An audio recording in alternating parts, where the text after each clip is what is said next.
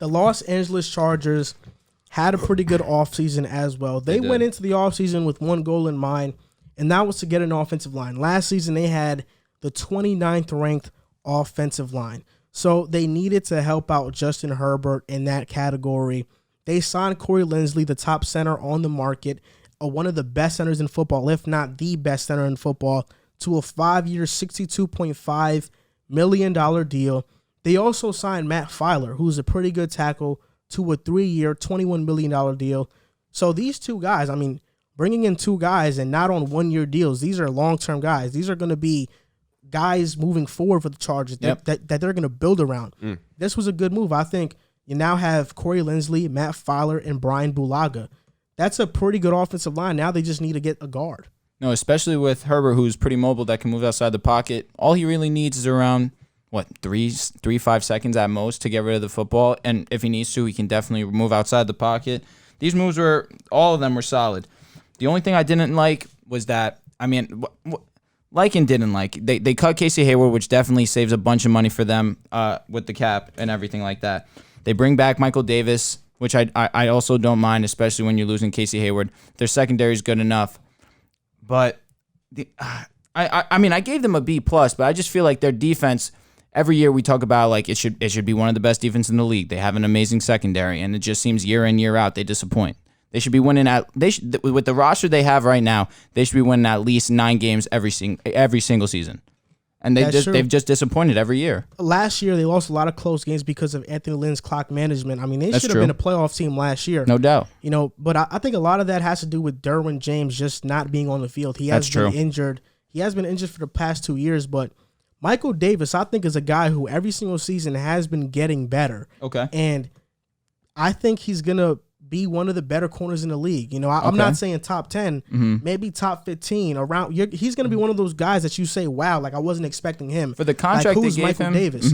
I think Michael Davis, last year, he showed flashes of that. I think next season he's going to be more consistent in that, especially with a good defensive coordinator and Brandon Staley coming in. I think he's going to take a pretty good leap next season. Okay, fair enough. Yeah. Fair enough. Question. Do you where do you guys think they go in tight end?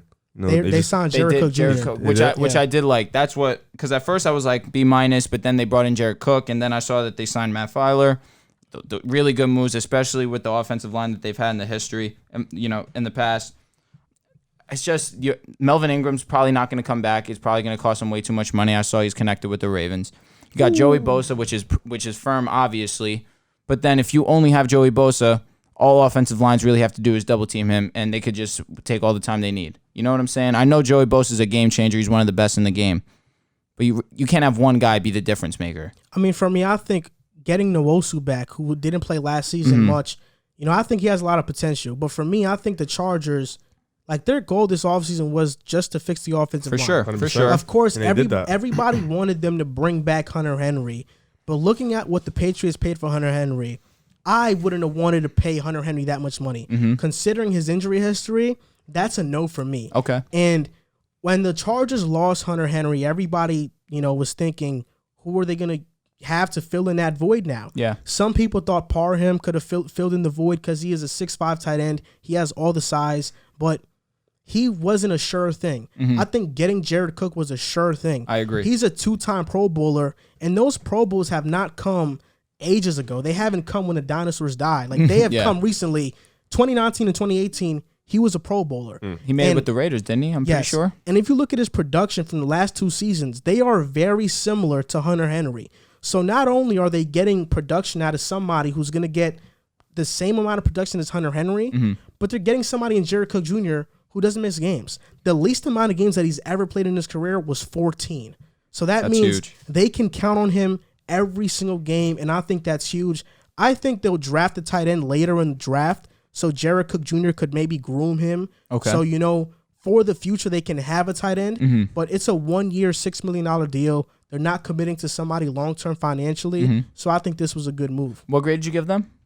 I didn't give them a grade yet. I'll probably give them an A for this offseason because Corey Linsley, that's the number one guy on the market. For sure. And that's the one guy everybody wanted the Chargers to get. If the Chargers would have got a guy like Ted Karras or Matt Skura, then we're talking about a totally different grade. But they got the best center on the market. For sure. I think that's huge. And when we talk about offensive lines, everybody likes to talk about tackles as the most important position, but the center is the quarterback of the offensive line. Yep. He's the guy that's pointing out which guys are blitzing. So having a guy at center who's really good, the best center in the league, I think makes a huge difference to an offensive line. No, fair enough. What did you think about their offseason, Riv? Man, I give him a B, man. Don't ask me the questions, man. Nah, because, like, having an offensive line is key. Like, it's how quarterbacks succeed. Without an offensive line, trust me, I'm an Eagles fan. I see it. Without an offensive line, everything goes into chaos. So I think getting Corey Lindsey and all these guys, I think it's a good thing for them. I just feel like with a mobile quarterback, where I do think offensive line is 100% necessary. When you got a mobile quarterback like Justin Herbert, it's not. But that puts your quarterback in danger at times too. It's true, and you've seen it with Russ, where he's been, he's tired of having to scramble all the time. But he's a young guy. You don't need to put, like, I just feel like there's time to draft and bring in guys on the offensive line. Listen, they got the best center in football, so you can't complain at all about that. But when you have a mobile guy like Justin Herbert, you got a guy like Kyler Murray, but that they're also happening to put guys around him. With an offensive line, it doesn't just open up the passing game, it opens up the running game. That's true. Too. So getting that also benefits your run game and your passing game. And I think that's why they address tackle too, because we have seen they have yet to address that guard position. Yeah. Because, while if you have a mobile quarterback, offensive line, it doesn't matter as much. That's what I'm saying. I think it still matters a whole ton. For sure. Getting those tackle positions solidified are very important because you're protecting their blind side. The guards can be okay, semi-decent. Yep. Because if Justin Herbert sees pressure coming up the middle, then he knows what to do. Yeah. Versus seeing pressure come from his blind side. I think that's the most important part to really protect Definitely. him. But Corey Lindsey being in the middle, I think you can slot in an average guard and they can look above average because he's there. So I think that'll help him a ton. I still think they go offensive line in the draft. Me too. Me too. Christian Darrisaw, a guy that pops out to me, Elijah Vera Tucker. Maybe Rashawn Slater slides there. I still think they go offensive line in the draft because they just need to shore up that offensive line completely. Not just three positions, completely. They need to shore up that offensive line. Yeah, I agree with Joel because when we had Jason Kelsey, we had elite center. We never had an elite left guard. It was always just a guy that was regular or he was good. And Peters was left tackle or right tackle? Left tackle. Left tackle? Well, that was an amazing offensive Lane line. is right tackle. Yeah. So, you cover you guys were stacked. Yeah, you cover guys the are backsides, stacked. and it's lit. But when you have a guy like Corey Lindsey, Jason Kelsey, you don't never have to have an elite guy next to him, just somebody that's good, and you'll be okay. That's fair. That's good points.